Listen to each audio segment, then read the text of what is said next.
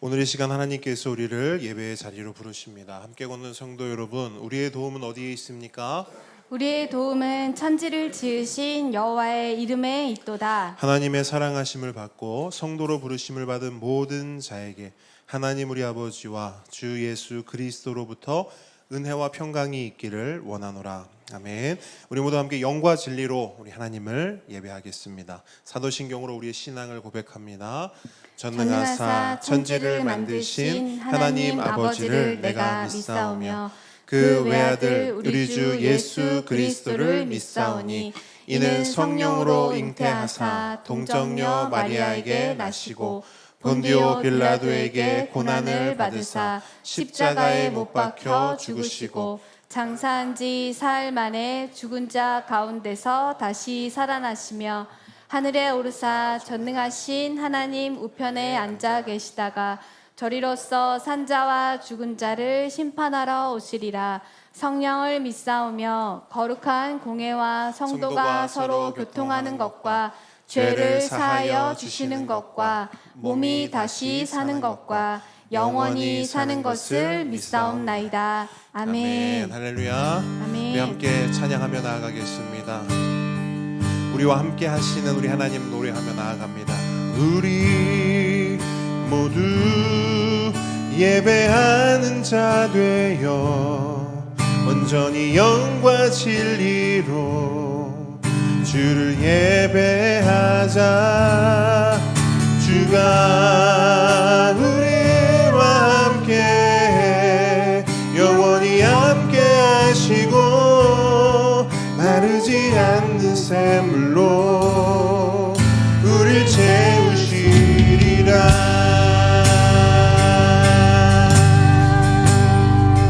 우리 모두 예배하는 자 되어 우리 모두 예배하는 자 되어 온전히 영과 진리로 주를 예배하자. 주가 우리와 함께 영원히 함께 하시고 마르지 않는 샘물로 우릴 채우시리라. 우리 모두 예배하는 자, 우리 모두 예배하는 자 되어 온전히 영과 진리로 주를 예배하자. 주가 우리와 함께 영원히 함께 하시고 마르지 않는 샘물로 우릴 채우시리라.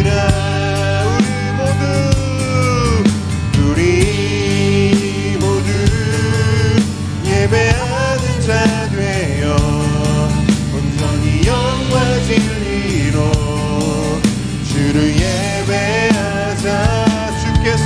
주가 우리와 함께 아멘 영원히 함께 하시고 마르지 않는 샘물로 우릴 채우시리라. 우리 모두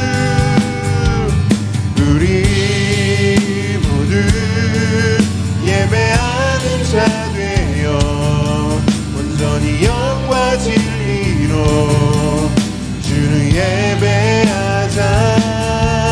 주가 우리와 함께 영원히 함께 하시고 마르지 않는 샘물로 우릴 채우시리라. 아멘. 우리와 함께 하신 하나님께 영광의 박수 올려드리겠습니다. 아멘. 아멘. 우리 새로운 찬양으로 함께 주님을 노래하기 원하는데요. 여러분, 호산나라는 말이 어떤 의미를 가지고 있습니까? 호산나.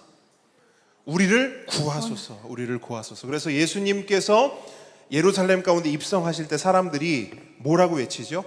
호산나. 우리를 구하소서. 우리를 구하소서라고 외치는 그 모습이 복음서에 보면 기록이 되어 있습니다. 오늘도 우리가 주님께 고백했으면 좋겠어요. 주님, 우리의 삶 가운데 우리가 하나님 백성, 하나님 자녀로 살아가지만 우리 삶 가운데 여전히 우리가 감당하지 못하는 어려운 일들, 우리를 넘어뜨리는 일들이 있습니다. 그 상황 가운데서 우리를 구하소서라고 우리가 찬양하고 고백하며 나가기를 원합니다.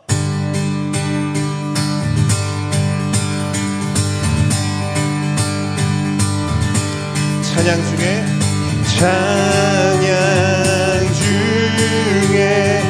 눈을 들어 주를 보내 소망 중에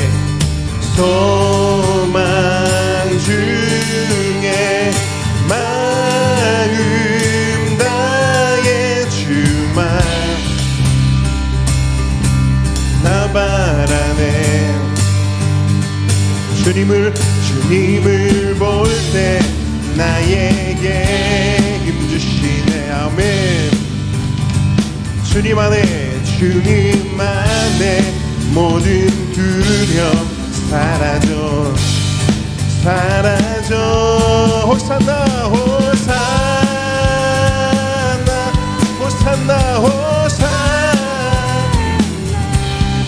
구원의 주 하나님 찬양 받으실 주님 호산나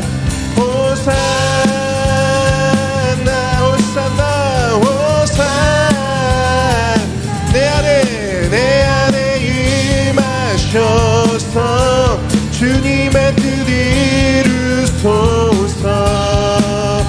아멘. 찬양 중에 눈을 들어 주를 보내 소망 중에 마음 다해 주만 나 바라네. 주님을 볼 때 나에게 힘 주시네. 아멘. 주님만의 모든 두려움 사라져 호산나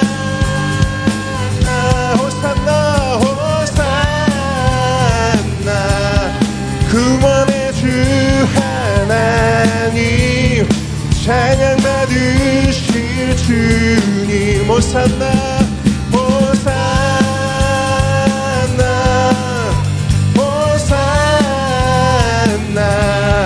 내 안에 임하셔서 주님의 뜻 이루소서. 주께 드리 마음 다한 기도 들으소서. 주의 나라 상한 영혼들을 아멘. 새롭게 해 주님을 봅니다. 주님을 볼 때 나에게 힘 주시네. 주님만의 모든 두려움 사라져 호산나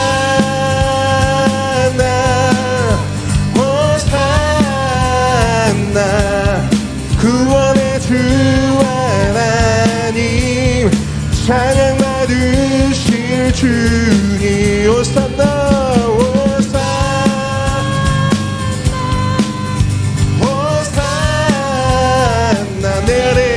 내 안에 임하셔서 주님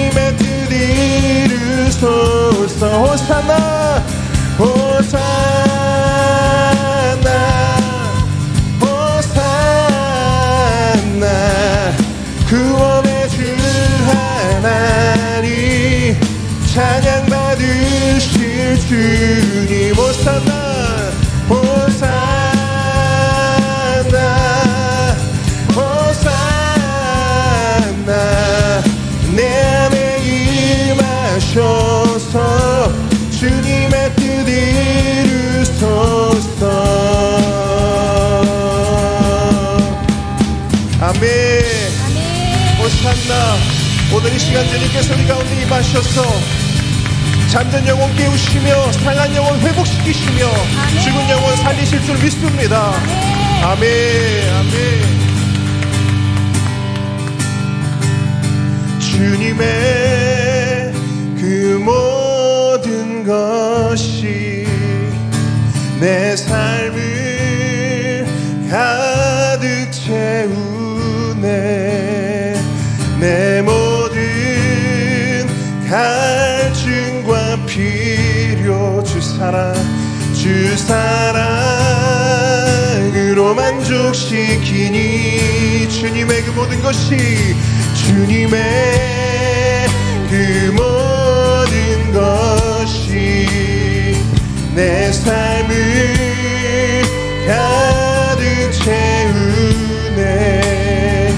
내 모든 갈증과 필요 주 사랑으로 만족시키니 부족함 없네.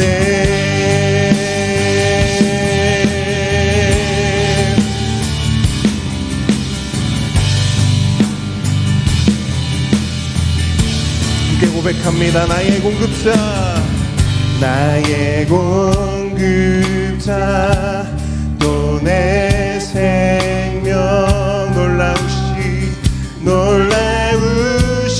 하나님. 주 나의 상급 삶의 이유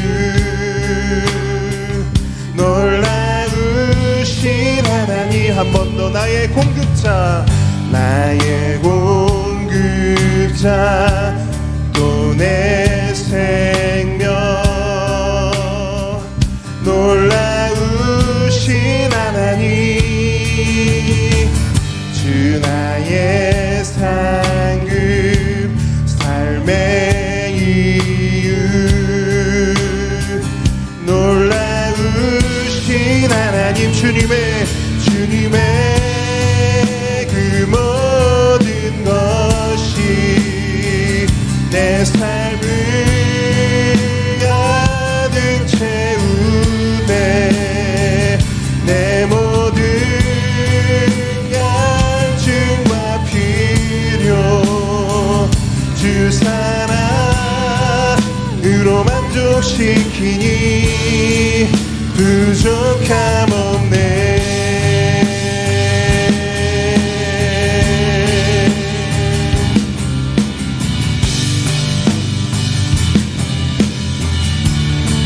내 죄 위하여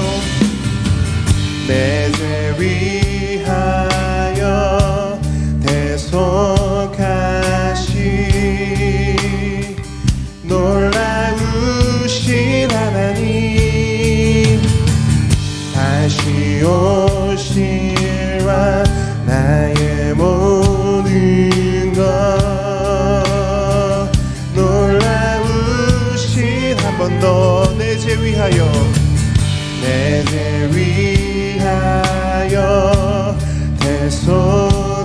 대속하시 놀라우신 하나님. 다시 오실와 나의 모든 것 놀라우신 하나님. 주님의 그 모든 것이 내 삶을 가득 채우네. 내 모든 갈증과 필요 주 사랑으로 만족시키니. 주님의 그 모든 것이 그 모든 것이 내 삶을 가득 채우네. 내 모든 갈증과 필요 주 사랑으로 만족시키니 부족함 없네.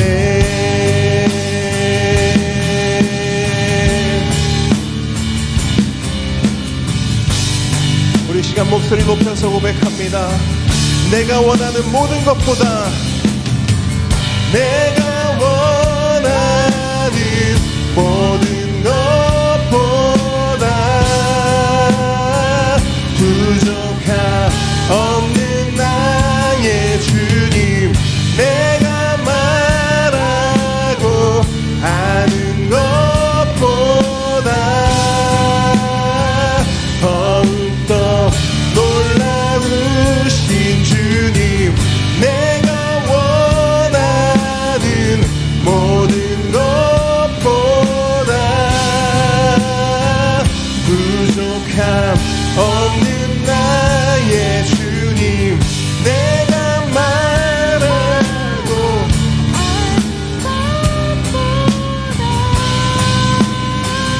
더욱더 놀라우신 주님의 그 모든 것이 내 삶을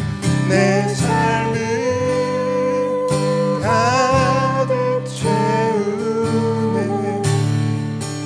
내 모든 갈증과 필요 주 사랑으로 만족시키니 부족함 없네. 아멘.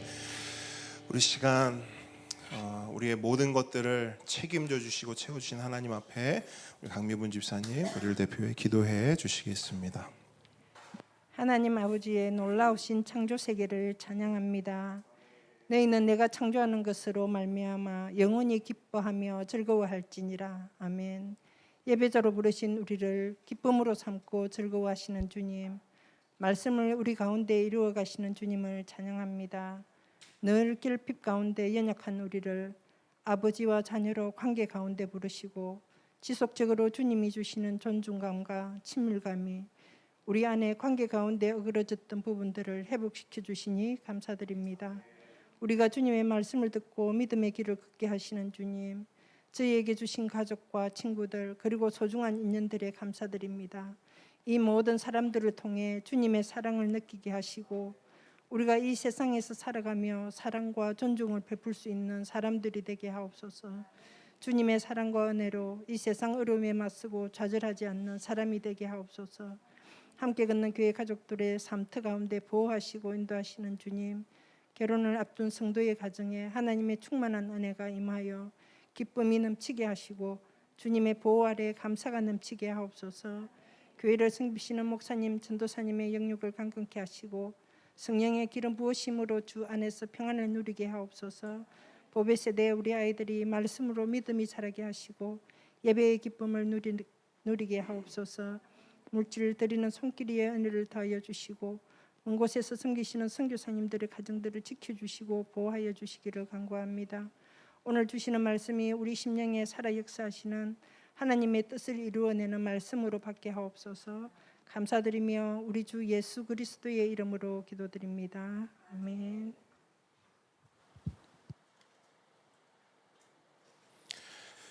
십계명 함께 고백하겠습니다. 제1은 너는 나 외에는 다른 신들을 내게 두지 말라. 제2는 너를 위하여 새긴 우상을 만들지 말고 또 위로 하늘에 있는 것이나 아래로 땅에 있는 것이나 땅 아래 물속에 있는 것에 어떤 형상도 만들지 말며 그것들에게 절하지 말며 그것들을 섬기지 말라. 제3은 너는 내 하나님 여호와의 이름을 망령되게 부르지 말라. 제4는 안식일을 기억하여 거룩하게 지키라. 제5는 내 부모를 공경하라. 제6은 살인하지 말라. 제7은 간음하지 말라. 제8은 도둑질하지 말라. 제9는 내 이웃에 대하여 거짓 증거하지 말라. 제10은 내 이웃의 집을 탐내지 말라. 아멘. 오늘 주님께서 우리에게 주신 하나님 말씀은 로마서 11장 33절로 36절 말씀입니다.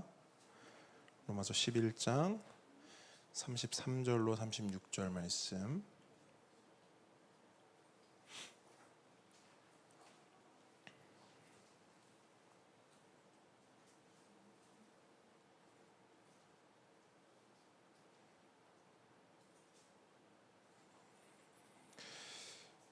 자, 우리 한 목소리로 읽도록 하겠습니다. 시작. 깊도다 하나님의 지혜와 지식에 풍성하며 그의 판단은 헤아리지 못할 것이며 그의 길은 찾지 못할 것이로다. 누가 주의 마음을 알았느냐? 누가 그의 모사가 되었느냐?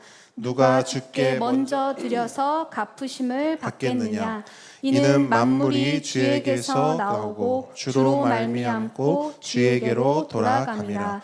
그에게 영광이 세세에 있을지어다. 아멘. 겸손과 순종의 마음으로 오늘 말씀 함께 받도록 하겠습니다. 오늘로써 로마서의 핵심 키워드 중 하나인 구원 역사가 마무리됩니다. 먼저 화면을 한번 봐주시겠습니까? 자, 오랜만에 보죠. 자, 로마서는 총 5가지 핵심 키워드로 요약됩니다. 죄의 믿음, 확신, 그다음에 구원의 역사, 새로운 삶. 이 중에서 우리는 구원 역사를 9장부터 살펴보았고요. 11장 마지막 단락 오늘 이제 마무리가 되는 것입니다. 자, 구원 역사의 핵심이 무엇인지를 먼저 좀 살펴봤으면 좋겠어요. 구원 역사의 핵심은 구원 역사의 주도권이 오직 누구에게 있다? 예, 하나님께 있다. 하나님께서는 오직 은혜로, 오직 믿음으로, 오직 예수로 당신의 백성을 구원하신다. 이게 구원 역사의 핵심 내용이라고 할 수 있어요. 당시 많은 사람들은 오해했습니다. 하나님은 이스라엘 형통만 구원하시는 거 아니냐? 하나님은 아브라함의 자손만 구원하시는 거 아니냐? 이런 오해, 질문들이 있었단 말이에요. 그거에 대한 성경의 대답이 뭡니까? 그렇지 않다라는 거죠.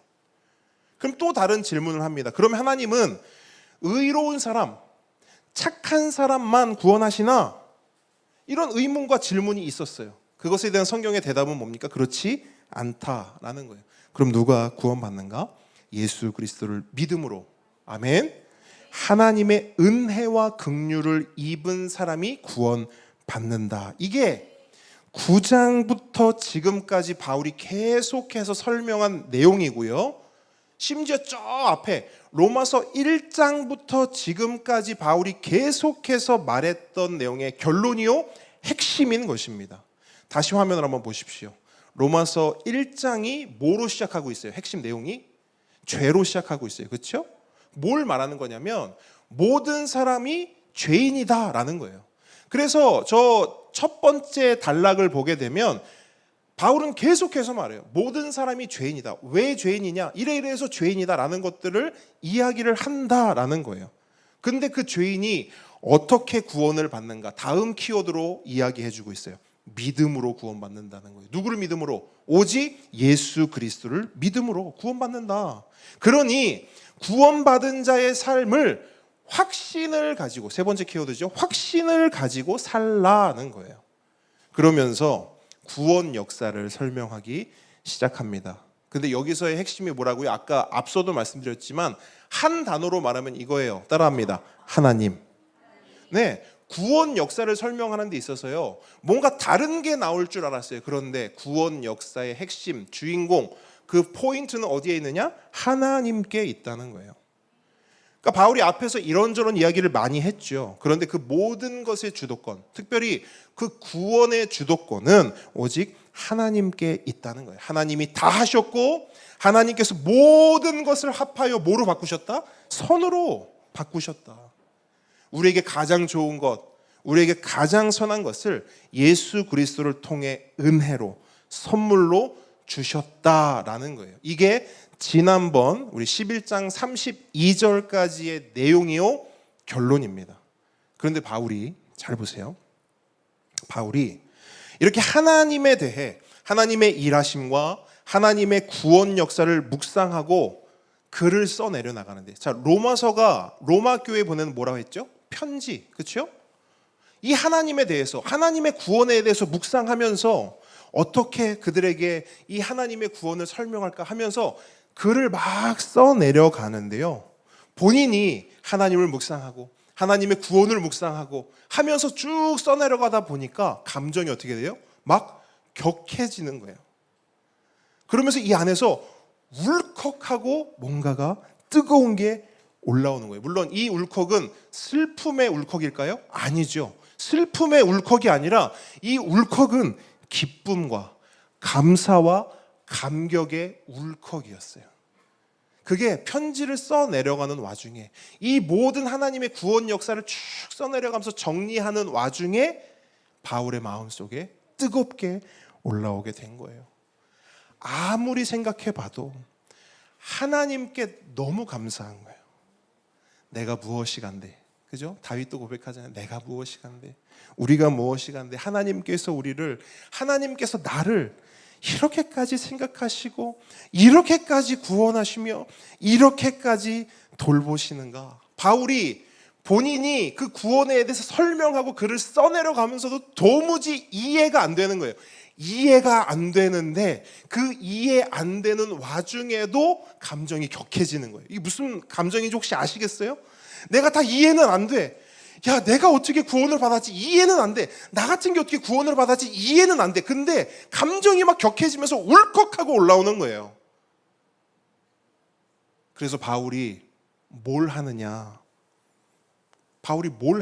갑자기요? 하나님을 찬양해요. 여러분, 이게요, 그냥 우리가 성경을 그냥 읽잖아요? 그러면 그냥 이렇게 글을 썼구나 할 수 있어요. 근데 이 바울의 감정을 쭉 우리가 읽으면서 그 바울의 마음을 우리가 쭉 느끼면서 또 바울의 그 마음과 우리의 마음이 통하면서 이 본문을 딱 읽잖아요. 그러면 이거요, 그냥 대수롭지 않게 안 읽히는 거예요. 제가 그랬어요. 이번 주 이 한 단락이 마무리되는 이 부분을 어떻게 설교할까 하는데요, 하나님이 이 마음만 주시는 거예요. 이 마음만, 바울의 이 마음만 저에게 느껴지게 하시는 거예요. 봐라, 바울이 뭐 했는지 봐라. 바울이 찬양했잖아. 여러분, 어떤 면에서 보면요, 요 찬양이요, 이게 뭐 송영 이렇게도 돼 있고 뭐 찬양 이렇게도 아마 성경에 기록되거나 설명할 텐데, 이게 어떤 면에서 보면 정말 뜬금없어 보일 정도로 불현듯 나온 찬양이거든요. 여러분, 오늘 이 본문의 위치는 지금까지의 분위기와 흐름상 어떤 결론적 내용이 나와야 되냐면, 뭔가 지금까지의 모든 내용들을 논리적으로 요약 핵심으로 마무리를 지어야 돼요. 왜냐하면 우리가 계속 봐서 알지만요, 로마서는 구원과 믿음에 대한 논문에 가까워요. 다들 그렇게 이야기합니다. 로마서를 논문이라고 말해요. 구원과 믿음에 대한 논문.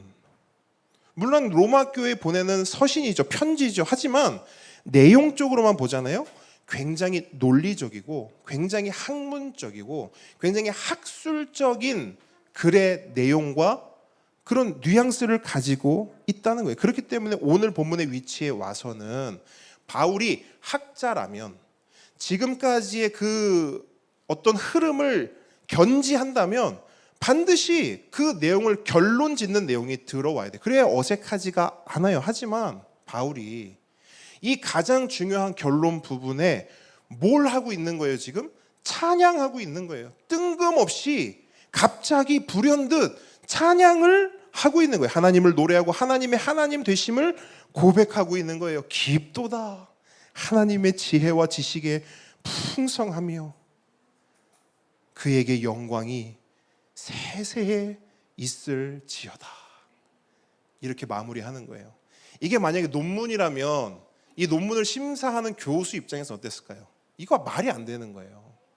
실컷 믿음과 구원을 논리적으로 막 패부를 막 찌르고 들어가면서 막 얘기하다가 갑자기 하나님의 이렇게 되는 거거든요.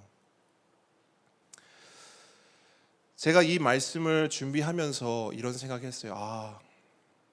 바울이 왜 이렇게 마무리 지었을까? 또는 하나님은, 성령님은 왜 바울로 하여금 이 부분을 이렇게 마무리 짓게 하셨을까?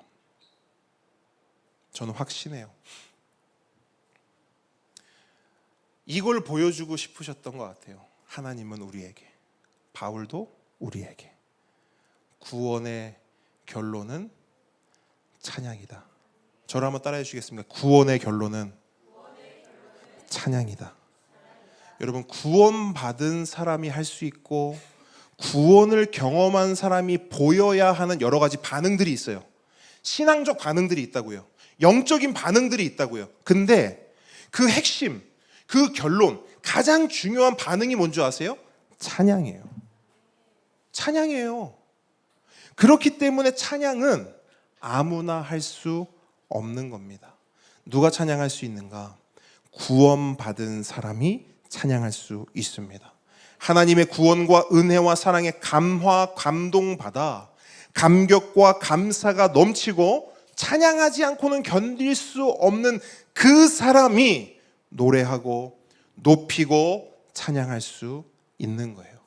그러므로 찬양은 구원에 대한 가장 자연스러운 반응이요, 구원이 맺는 열매입니다. 저를 한번 따라하겠습니다. 구원이 맺는 열매. 네, 여러분, 그게 찬양이에요. 구원이 맺는 열매가 찬양이에요. 그래서 예수님도 이런 뉘앙스를 가지고 이런 말씀을 하신 적이 있어요. 사함을 받은 일이 적은 자는 적게 사랑하느니라. 한 번 더요. 사함을 받은 일이 적은 자는 적게 사랑하느니라. 이게 무슨 말이냐면 반응에 대해 말하는 거예요. 반응, 사람의 반응. 내가 받은 용서가 작고 그 받은 용서를 정말 별 볼 일 없게, 대수롭지 않게 여기면 나를 용서한 분에 대한 사랑도 감사도 찬양도 크다 작다? 작다. 그럼 반대로 내가 받은 용서가 크고 그 용서를 정말 감사하고 감격해 하면 나를 용서한 분에 대한 나의 사랑과 감사와 찬양은 어떻다? 크다. 받은 용서, 받은 사함, 받은 은혜가 크면 클수록 사랑도 커지고 감사도 커지고 우리의 고백, 우리의 노래, 우리의 찬양도 커진다는 거예요. 근데 바울은, 여러분, 바울은 진짜 알았거든요. 진짜 믿었거든요. 뭘 알고 뭘 믿었냐? 첫째, 자기가 얼마나 큰 죄인인지를 알았어요. 그래서 바울이 늘 고백하지 않습니까? 내가 죄인 중에 괴수다. 그러니까 바울은 자신의 죄가 얼마나 큰지, 자기가 얼마나 비참한 괴수와 같은 존재인지를 알았어요. 그리고 두 번째, 그런 비참한 괴수를 용서하신 하나님의 구원과 하나님의 은혜와 하나님의 사랑이 얼마나 큰지도 바울은 알고 경험하고 누리고 믿었어요.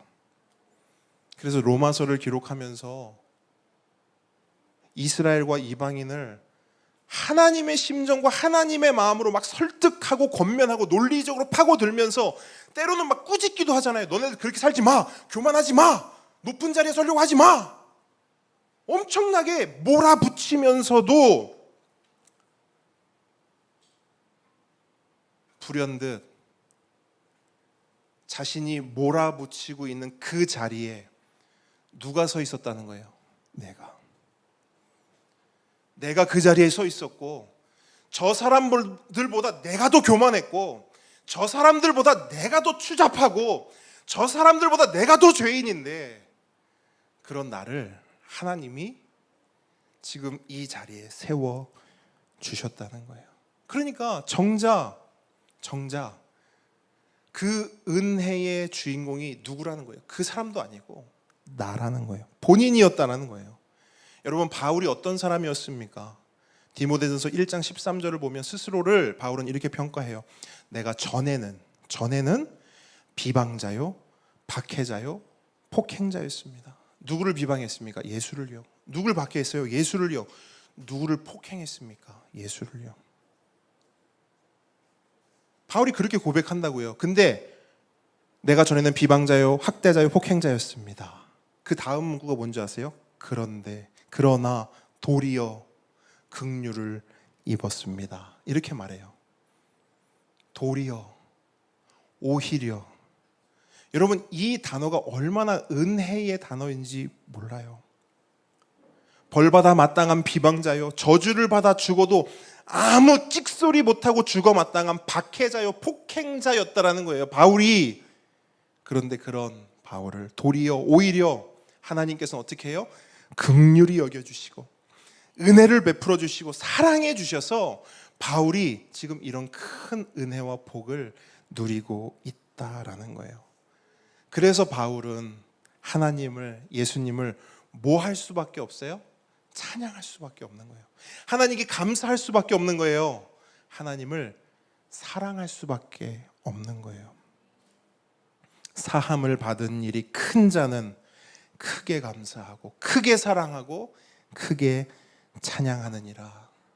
이것이 여러분 찬양의 원리이고 예배의 원리이고 신앙의 원리입니다.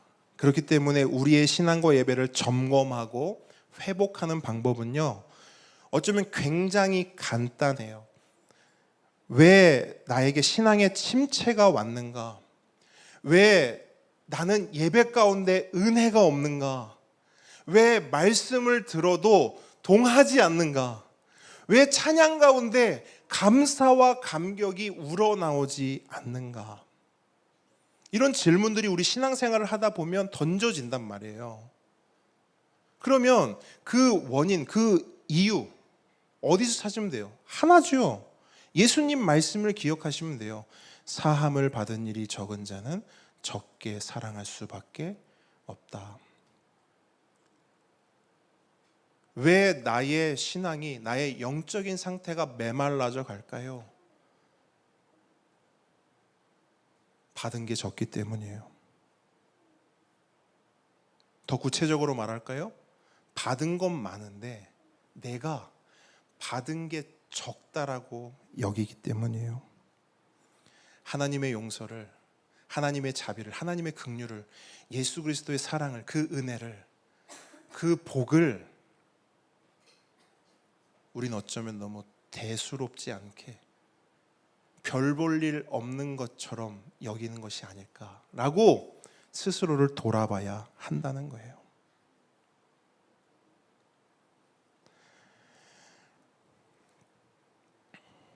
제가 청소년 사역할 때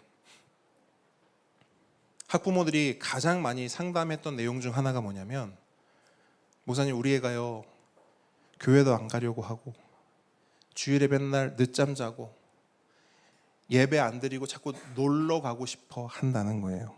그러면서 뭐라고 하냐면, 목사님 도대체 얘는 왜 이런가요? 좀 하나님 좀 잘 믿고 예배도 좀 잘 드리고 교회 생활도 좀 잘 착실하게 했으면 좋겠는데 목사님 도대체 얘는 왜 이런 건가요? 혹시 여러분은 이 이유를 알고 있습니까? 정답이에요. 집사님. 근데 우리는 그것을 먼저 생각하지 않는 경우가 너무 많은 것 같아요. 우리는 보통 이렇게 생각해요. 왜 교회를 안 가는가? 왜 예배에 이렇게 마음을 두지 않는가? 그러면 대부분 이거 생각하거든요. 아, 예배가 지루해서 그래. 예배 시간이 힘들어서 그래. 목사님 설교가 길어서 그래요. 여러 가지 피상적 이유를 우리는 생각하고 말한단 말이에요. 그나마 조금 영적이다. 뭐 이 말이 어떤 의미인지 모르겠지만 영적이다 하는 분들은 또 어떤 말을 하냐면, 지금 얘가 이렇게 하려고 하는데 자꾸 이 어둠의 세력들이, 이 사단 마귀가 자꾸 틈타가지고 얘 자꾸 예배하지 못하게 하고 교회도 못 가게 하고 교회 가는데 어떤 사고가 일어나게 하고, 이런 말을 한단 말이에요. 물론 여러분 그런 것들이 영향을 끼치겠죠. 예배의 분위기, 예배의 어떤 뭐 시간, 뭐 예배의 어떤 뭐 느낌적인 느낌, 그리고 영적인 방해, 있겠죠. 당연히 있을 거예요. 하지만 그게 본질은 아니에요. 그럼 본질이 뭐냐? 감사가 없기 때문이에요. 조금 더 구체적으로 말해볼게요. 감격이 없기 때문이에요. 감격. 왜 감사와 감격이 없죠? 용서받은 적이 없어요. 아까 집사님 말씀하셨잖아요. 뭐라고 말씀하셨죠? 하나님을 잘 모르기 때문에. 맞아요. 저 하나님을 잘 모르기 때문에 이걸요 제가 구체적으로 표현해 드리는 거예요. 왜 감사가 없고 감격이 없냐? 왜 교회 가는 게 별 의미가 없어 보이고 왜 예배하는 게 큰 의미가 없냐? 감격한 적이 없어요. 다르게 말해 볼까요? 용서받은 적이 없어요. 사랑받은 적이 없어요. 은혜 받은 적이 없어요. 한마디로 구원의 경험이 없어요. 이걸 직시해야 돼요. 우린 퉁치려고 한단 말이에요. 분명히 구원 받았을 거야. 근데 다른 이유 때문에 이런 걸 거야. 아니요. 본질을 건드려야죠. 진짜 아픈 데는 거긴데 왜 엉뚱한 데를 자꾸 우린 건드리려고 하죠? 구원의 경험이 없어요. 감격이 없어요. 그래서 교회에 갈 이유 없어요. 예배 드릴 이유 없어요. 그러니까 웬만하면 안 가고 싶어 해요. 웬만하면 이유를 만들어서 안 가려고 해요. 그리고 그렇게 자라서 성인이 되잖아요. 부모님 손을 떠나잖아요. 어떻게 하는 줄 아세요? 교회? 교회는 무슨 교회? 교회 떠납니다. 신앙? 신앙은 무슨 신앙? 신앙 다 버려요. 다 내팽개쳐요. 이런 케이스가 얼마나 많은지 몰라요. 근데 저는 그게 이상한 일이 아니라고 봐요. 어쩌면 당연한 거라고 봐요. 아니 목사님 어떻게 그렇게 말할 수 있습니까? 아니 여러분 생각을 해보시라고요. 교회 갈 이유가 없는 사람한테 왜 교회를 안 가냐고 물으면 그 사람은 또 뭐라고 대답을 해요? 예배 드릴 이유가 없는 사람한테 왜 예배 안 드리냐고 하면 그 사람은 뭐라고 대답할까요? 꽤 오래전에 제주도에 가족여행을 간 적이 있어요. 제주도 하면 뭐가 유명합니까? 뭐 도라르방 이런 거 저는 아시죠 여러분? 먹을 걸 얘기해야죠. 저보 돼지라고요? 돼지고기가 유명. 저 깜짝 놀랐잖아요. 그래서 뭐가 유명하지 했더니 내가 먹을 걸 얘기해야죠. 근데 돼지. 갈치 유명하잖아요. 갈치. 갔는데 그 친하게 지냈던 집사님이 그 되게 유명한 갈치집이라고 예약을 해주신 거예요. 그래서 갔어요. 엄청 비싸잖아요, 그죠? 갔는데 사람들이 되게 많더라고요. 식사를 막 하고 있었어요. 근데 갑자기 사장님이 오시더만 이렇게 하는 거예요. 잠깐 일어나 보래요. 일어나세요. 막 사람들한테 자 일어나세요, 일어나세요. 막 이렇게 하는 거예요. 밥 먹고 있는데 그게 뭔 일인가 해서 이렇게 일어났어요. 그랬더니 저 방에서 한 무리의 사람들이 이렇게 나오는 거예요. 근데 사장님이 뭐라 하냐면 여러분 인사하세요, 인사하세요. 막 이러는 거예요. 밥 먹는데 뭐 갑자기 뭐 인사를 하래? 사람들이 뭐 다 황당했죠. 저도 황당했고. 왜냐면 저는 그 사장님도 처음 보는 사람이고 그 한 무리의 사람들도 처음 보는 사람들이거든요. 근데 알고 보니까 그 사람들이 누구게요? 그 한 무리의 사람들이. 그러니까 사장님이 이러는 거예요. 인사하세요. 제주도지사님이십니다.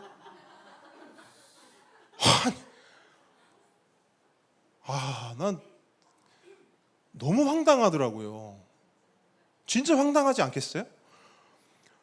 아니 몰라. 그 사장님하고 친할 수 있겠지. 그죠? 제주도민들하고는 그래도 조금 뭐 할 수 있겠지. 난 제주도민도 아니고 난 처음 보는 사람인데 밥 먹다 말고 갑자기 일으켜서 인사를 시킨다. 말이 안 된다고 생각해요.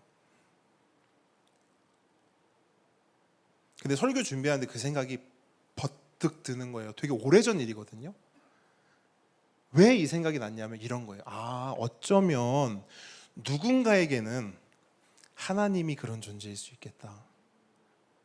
누군가에게는 예배를 드리라고, 교회를 가라고 하는 것이 그 사장님의 그런 행동과 비슷하지 않을까, 그런 생각을 해봤어요. 왜? 아니 하나님하고 일면식도 없는데 계속 교회를 가라는 거야. 가봤자 아는 사람도 없고 아는 얼굴도 없고 특별히 하나님 자체를 몰라. 만난 적도 없는데 계속 가서 예배 드리래. 일면식도 없는데 관계도 없는 그런 존재인데. 황당한 거죠.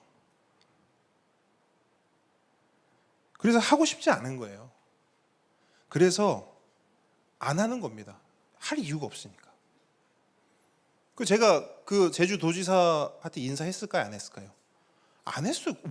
아니 참, 만약에 제가 그때 당시엔 생각 못 했거든요. 근데 요번 설교를 제가 준비하면서 하나님이 딱 지혜를 주신 거예요. 뭐라 하냐면, 야, 만약에 그때 그러니까 제가 생각한 거예요. 아, 그때 만약에 사장님이 이렇게 하는 거 딱 나오시더니, 자, 여러분 주목 여기 계시는 분이 제주 도지사님인데요, 오늘 여러분이 드신 거 다 쐈습니다 했어. 막 이렇게 했다 쳐봐요. 이렇게 했다 쳐봐. 그러면 사람들이 어떻게 할까요? 그냥 앉아서 우 이렇게 해요. 갈치 비싸다 했잖아요. 그냥 뚝배기 한 그릇이 아니잖아요. 갈치 엄청 비싸잖아요. 근데 그걸 다 쏜다는 거야. 테이블마다 다 골든벨을 울린 거지. 그러면 자리에서 일어날까요? 안 일어날까요? 일어나지. 기립박수. 박수 그냥 예 이렇게 할까요? 우 이렇게 할까요? 이렇게 하겠죠. 이렇게만 하겠습니까? 찾아가서, 야, 제주도민 너무 부럽다. 응? 아, 우리 도지사님 해주시면 안 돼요? 이러면 할까요, 안 할까요? 이게 너무 당연한 원리죠. 찬양도 똑같아요. 예배도 똑같아요. 신앙도 똑같아요. 하나님 사랑하는 것도 똑같아요.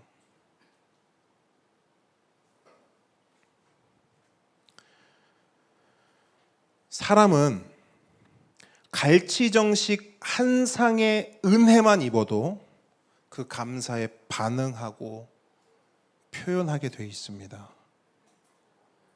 근데 나의 모든 죄를 용서받고 나의 비참함을 다 해결받았다면 우리는 어떻게 반응할까요? 찬양할 수밖에 없는 거예요. 찬양도 보통 찬양이 아니고 내 목이 터져라 찬양할 수밖에 없고, 내 삶의 모든 것을 다 드린다고 고백할 수밖에 없고, 실제로 그렇게 살 수밖에 없는 거예요. 그런데 그런 찬양이 없고, 그런 예배가 없고, 그런 신앙이 없고, 그런 사랑과 그런 순종이 내 삶에 없다. 둘 중에 하나인 거예요. 그런 감격과 감사가 아예 없었던가, 첫 번째, 아예 없었던가, 그게 뭔지도 모르는 첫 번째. 두 번째는 감격 감사가 있었는데 그게 시간이 지나고 세월이 지나면서 무뎌진 거예요.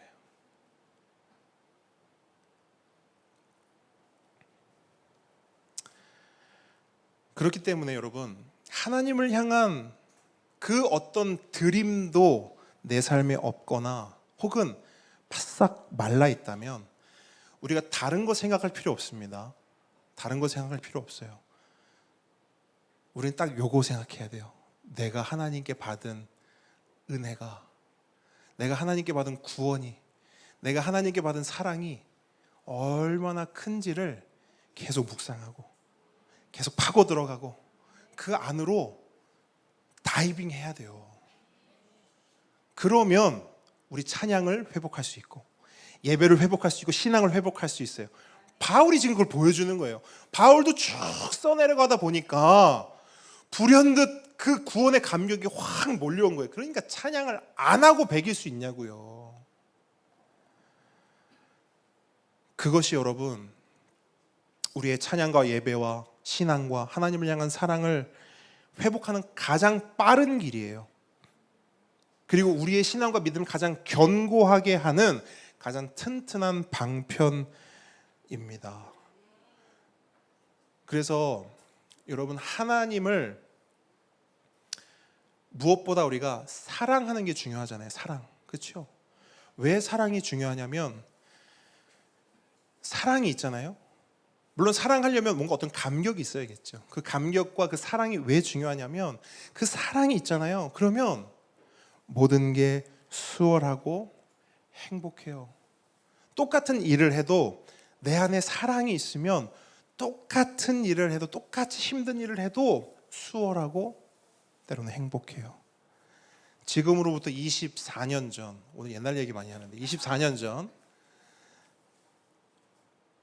대학교 1학년 때였어요.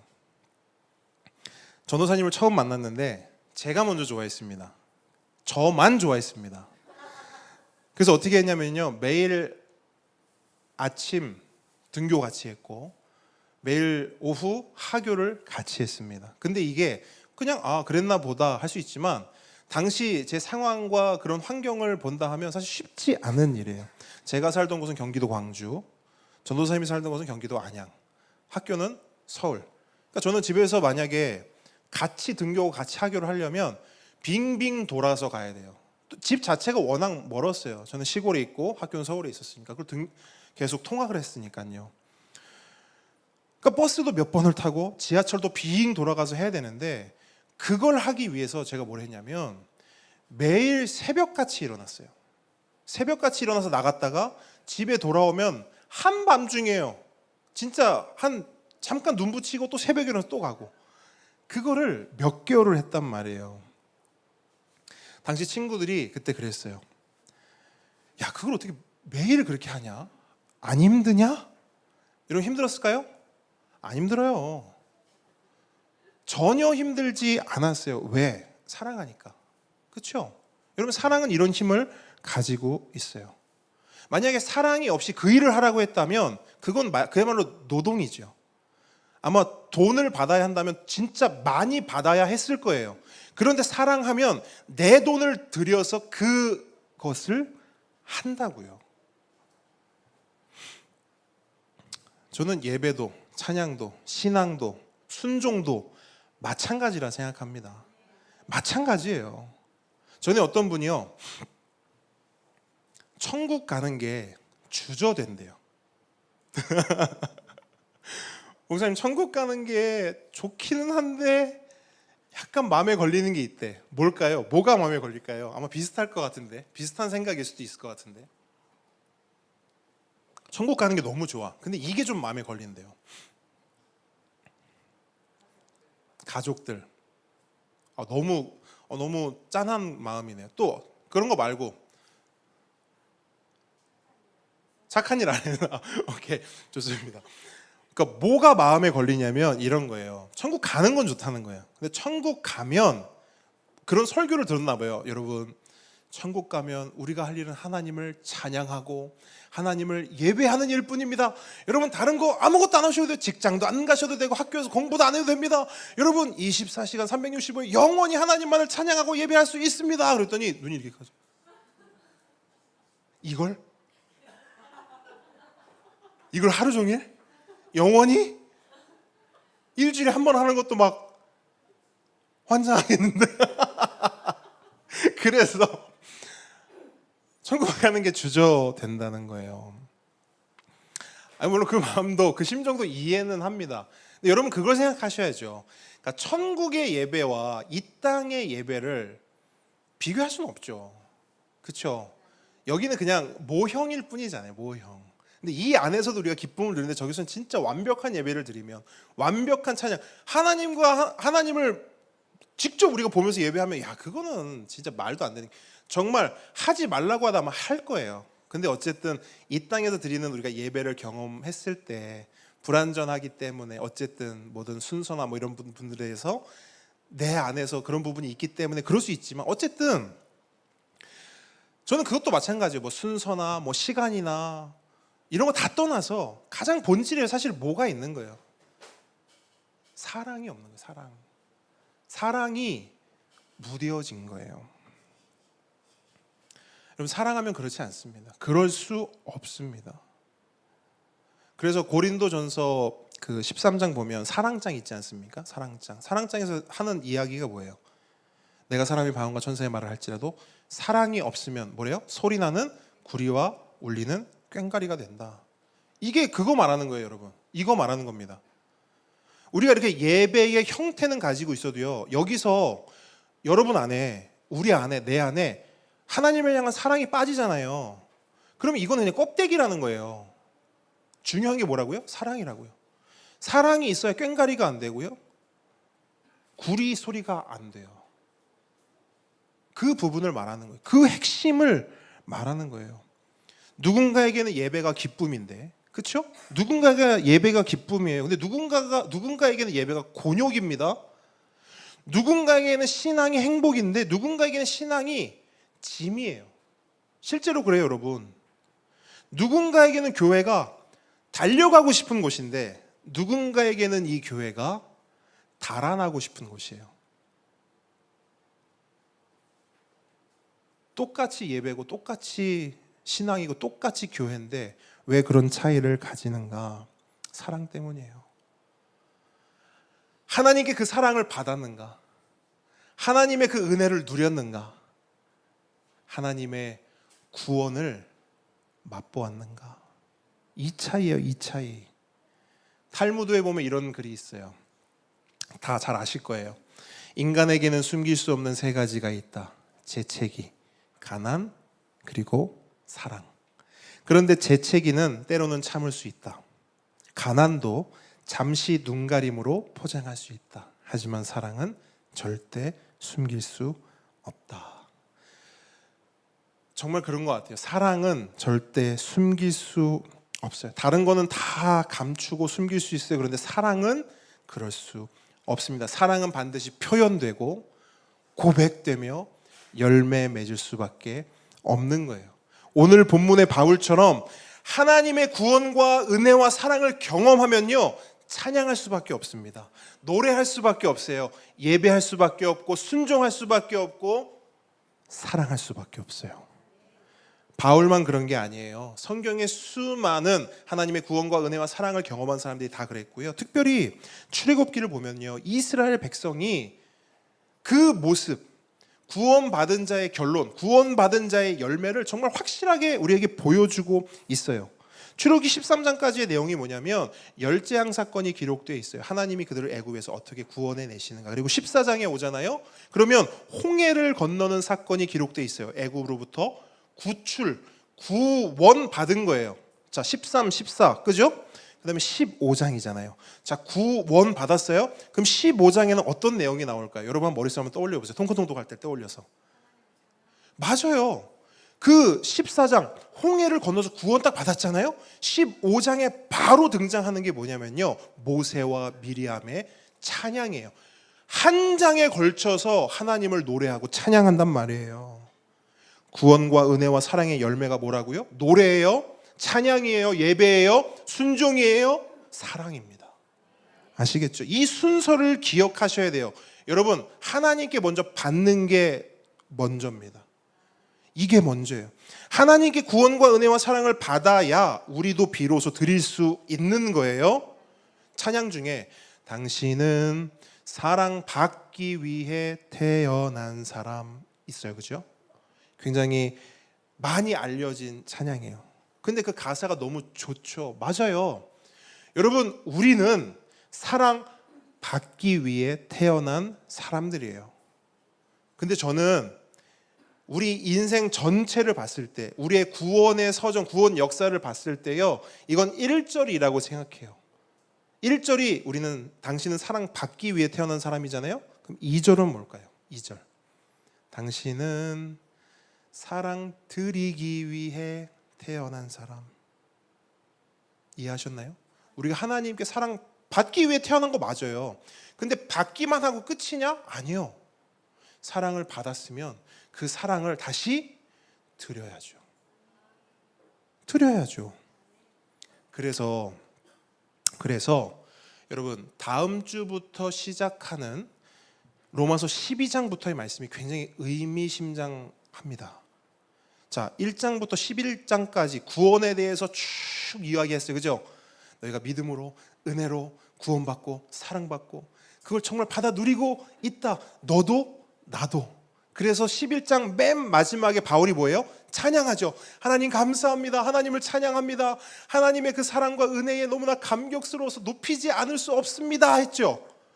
그러면 12장부터는 그러면 아까 순서대로 보면 뭐가 나와야 돼요? 이제 뭐 한다고? 드린다. 자, 12장 1절 말씀만 볼게요. 자, 말씀 넘겨서 로마서 12장 1절 말씀. 이 말씀 정말 유명한 말씀인데 여러분, 우리가 이 앞다리를 다 잘라먹고 이것만 생각한다는 거예요.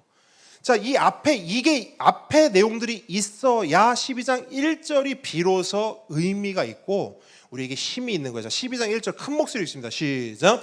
그러므로 형제들아 내가 하나님의 모든 자비하심으로 너희를 권하노니 너희 몸을 하나님이 기뻐하시는 거룩한 산 제물로 드리라. 이는 너희가 드릴 영적 예배니라. 아멘. 아멘. 여러분 이 말씀이 이제 분명해지죠. 선명해지죠. 왜 이 말씀이 나와야 되는지 굉장히 의미심장한 거예요, 여러분. 근데 여러분 첫 단어가 뭐로 시작해요? 그러므로 이렇게 시작하죠. 그러므로 앞에 내용이 있다는 거예요. 전제가 있다는 거예요. 전제. 하나님께 구원과 은혜와 사랑을 받았으므로 그러므로 뭐 해라? 너희 몸을 너희 삶을 하나님이 기뻐하시는 거룩한 산제물로 드리라. 이게 너희 구원받은 자, 은혜 입은 자, 하나님께 사랑을 받아 누리는 자가 드릴 영적 예배다. 선언하는 거예요. 이게 여러분 신앙의 큰 그림입니다. 신앙의 큰 그림이에요. 그래서 바울은 우리에게 이 전체적인 로마서의 큰 그림을 통해서도 우리에게 신앙의 어떤 방향성, 신앙의 어떤 지향성을 보여주고 있어요. 그게 뭐냐면 구원과 은혜와 사랑을 받아야 찬송과 예배와 신앙과 순종을 하나님께 드릴 수 있고 그렇게 드리는 자가 새로운 삶, 우리 이제 마지막 키워드가 새로운 삶이잖아요. 그 새로운 삶을 살 수 있다라는 거예요. 그러니까 새로운 삶은 다른 게 아니에요. 하나님께 받은 은혜로 그 받은 은혜를 하나님께 다시 사랑으로 돌려드리는 거예요. 그게 우리가 살아가야 할 삶입니다. 여러분 이렇게 신앙생활 해야 힘들지 않아요. 이렇게 신앙생활 해야 신앙이 짐이 되지 않습니다. 근데 생각해 보세요, 여러분. 왜 이렇게 사람들이 신앙생활을 힘들어 할까요? 왜 이렇게 신앙생활을 곤욕스러워하고 받은 게 없기 때문에 그래요. 그 옛날 그 뭐라 합니까? 이렇게 하는 거? 물 펌프, 그렇죠? 거기 마중물이라고 넣잖아요. 근데 마중물 없이 이거 해보신 적 있나요? 어떻게 되냐면 제 기억엔 이렇게 되거든요.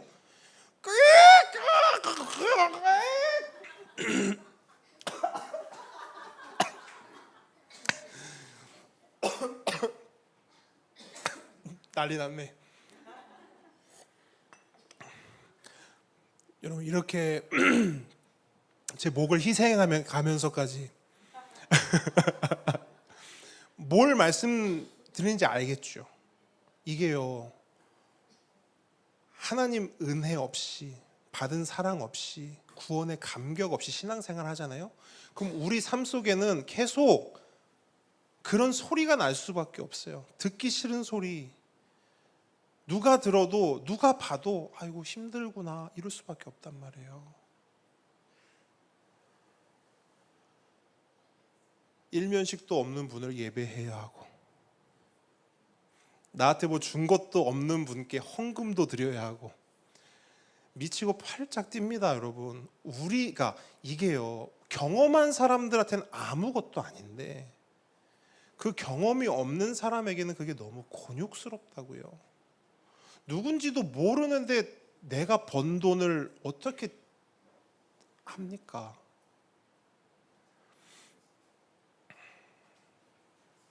그래서 설교를 준비하면서 저의 간절한 소망은 그거예요. 하나님, 우리 성도들이 그렇게 삐끄덕거리면서 그렇게 짐진 것처럼 신앙생활 하지 않고 하나님 주시는 그 은혜와 그 구원의 감격과 그 풍성한 사랑을 정말 받아 누리면서 그 인생 가운데 하나님 주신 거 다시 하나님께 내어드리는 거 조금도 아깝지 않고 기쁨으로 하나님께 내어드리고 하나님을 찬양하고 예배하고 하나님을 사랑하면서 신앙생활 했으면 너무 좋겠습니다. 여러분 정말 그렇게 신앙생활 하기를 바래요. 여러분 분명히 기억하세요. 예수님은 말씀하셨어요. 수고하고 무거운 짐진 자들아, 다 내게로 오라. 내가 너희를 어떻게 한다? 쉬세요. 그 쉼을 누리십시오. 근데 여러분 그 쉼을 누리려면 어떻게 해야 돼요? 하나님이 나를 어떻게 사랑하셨고 나에게 어떤 은혜를 베푸셨고 하나님이 베푸신 그 구원의 섭리가 뭔지를 알아야 돼요. 그거 모르고는 우리 하나님 예배 못합니다. 신앙생활 어려워요. 간절히 바라기는 하나님 주신 것들을 매일 묵상하고 그 주신 것에 감격함으로 매일매일 우리 삶 속에 기립박수해서 하나님을 마음껏 찬양하고 예배하고 그 하나님을 사랑하며 살아가기를 우리 주님의 이름으로 축복합니다. 아멘. 우리 함께 찬양하겠습니다.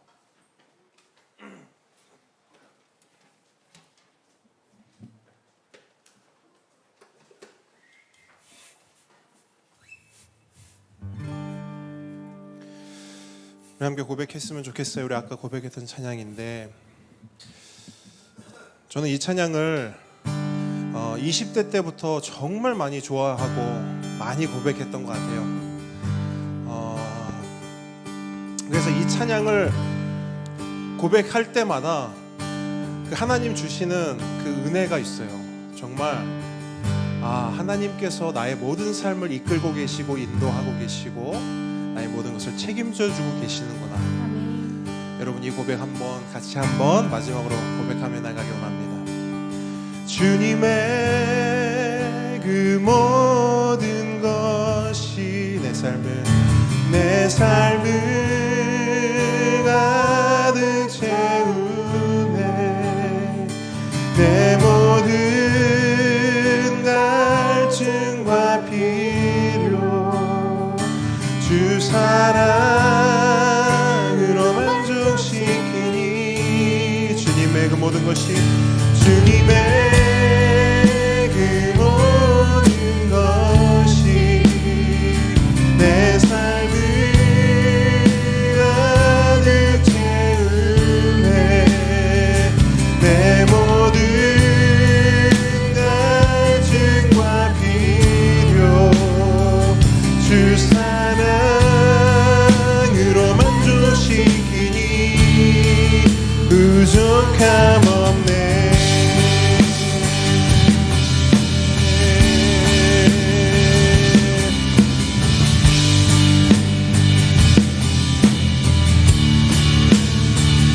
나의 공급자, 나의 공급자, 또 내 생명, 놀라우신 하나님, 주 나의 산 그 삶의 이유, 놀라우신 하나님, 주님의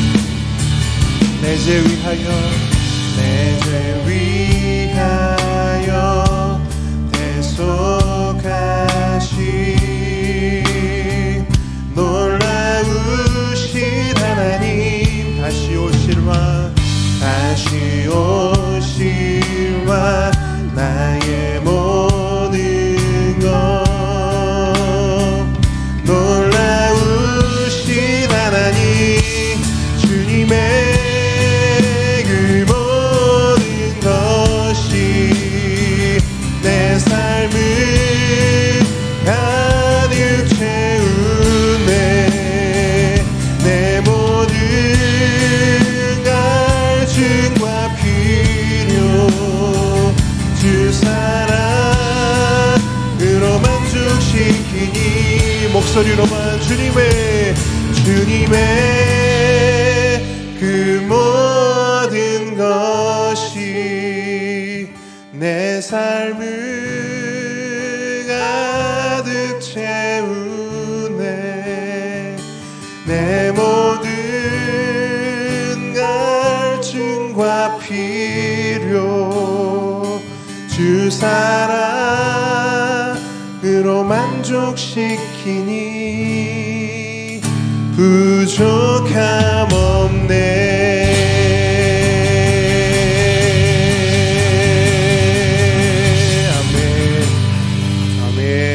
부족함 없는 우리의 삶을 허락하셨습니다. 우리 시간 함께 그 주님께 기도했으면 좋겠습니다.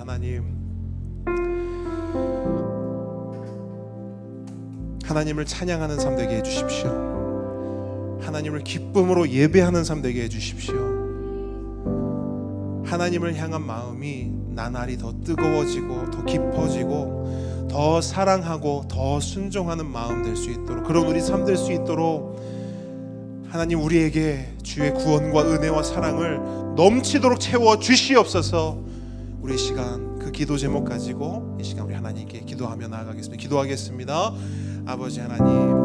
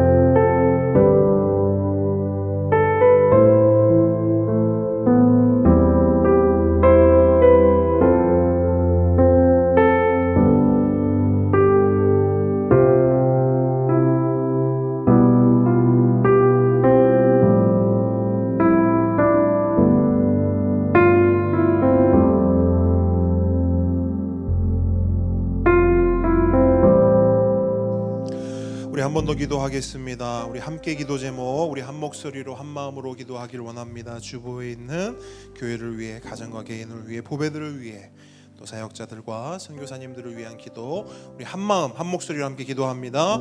아버지, 교회를 위해서 기도합니다. 아버지, 우리 예수 잘 믿는 교회 되게 하여 주시옵소서. 오직 주의 은혜로 세워지는 교회 되게 하시고, 예수님이 주인 되시고 말씀이 기준 되는 교회 되게 하옵소서. 성경을 읽고 배우고 실천하는 교회 되게 하시며 끊임없이 기도하는 교회 되게 하옵소서. 예수 잘 전하는 교회 되게 하시고, 지역사회에 소외된 이웃들을 돕고 섬기는 교회 되게 하여 주옵소서. 선교사를 기도와 재정으로 섬기는 교회 되게 하시며, 품위와 질서가 있는 교회 되게 하옵소서. 무엇보다 사랑이 넘치는 교회 되게 하옵소서. 가정과 개인을 위해서 기도합니다. 예수님께서 각 가정의 주인 되어 주시고 다스려 주옵소서. 각 가정의 모든 형편과 필요를 아시오니 하나님 채워 주시옵소서. 몸과 마음이 아픈 환우를 고쳐 주시고 회복해 하옵소서. 우리 불신 가족 가운데 하나님 구원의 은혜를 속히 허락하여 주셔서 그 삶이 찬양하는 삶, 예배하는 삶, 하나님을 더욱 사랑하는 삶 될 수 있도록 하나님 그 삶 가운데 넘치도록, 차고 넘치도록 채워 주시옵소서. 보배들을 위해 기도합니다. 믿음과 가정과 믿음의 부모를 세워 주옵소서. 온 세대를 아버지 하나님께서 은혜 받아주시고, 온 세대 예배를 통해서 하나님을 만나게 하시고, 보배 학교를 통해 말씀의 눈이 띄어지는 그 귀한 역사가 있도록 함께하여 주시옵소서. 보배들이 예수 안에서 한 형제자매로 자라나게 하여 주옵소서. 김혜균 선교사님과 신상욱 선교사님과 정지훈 선교사님과 캠프 프레이저스 가운데 하나님의 은혜를 부어주셔서 예수 그리스도의 복음이 온 땅 가운데, 온 세대 가운데 하나님의 인도하심, 하나님의 역사하심으로 아버지 온전히 역사될 수 있도록 하나님 역사하여 주옵소서.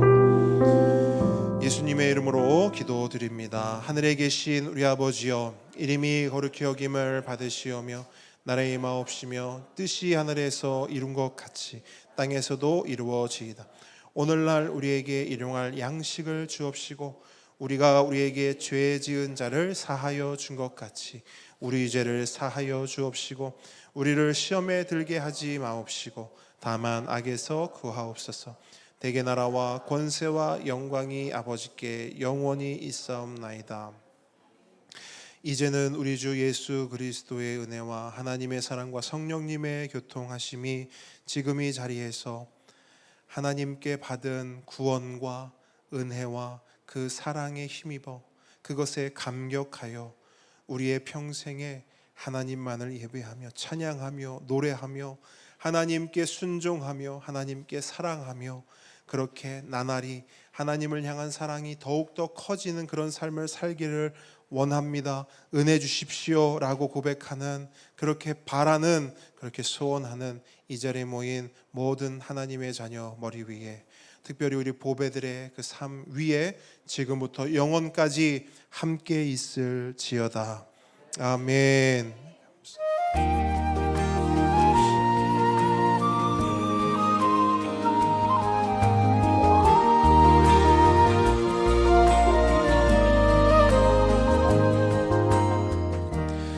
함께 걷는 교회 오신 모든 분들 축복하고 환영합니다. 우리 하트 만들어서 앞뒤 작업분들 축복하고 사랑합니다 이야기하고 축복합니다. 사랑합니다. 축복합니다. 사랑합니다. 네. 교리학교 진행되고 있어요. 여러분, 은혜의 수단 이제 마지막 기도 내용 살펴볼 텐데요. 예습 잘 해오시고요. 우리 또 수요일 날 또 깊은 풍성한 은혜의 나눔이 있기를 원합니다. 우리 다음 주 대표 기도는 이종태 집사님 섬겨 주시겠습니다. 네, 더 이상 광고는 없고요. 그리고 저희 교회 학습 세례 입교 관련한 내용이 저쪽 뒤쪽에 저희 광고란 있지 않습니까? 선교사님들 소식이랑 쭉 있는 곳 있잖아요. 거기에 비치를 해뒀으니까 읽어보시고 참고하시면 좋을 것 같습니다. 네, 우리의 고백 오늘 누가 합니까? 로이 좋아요.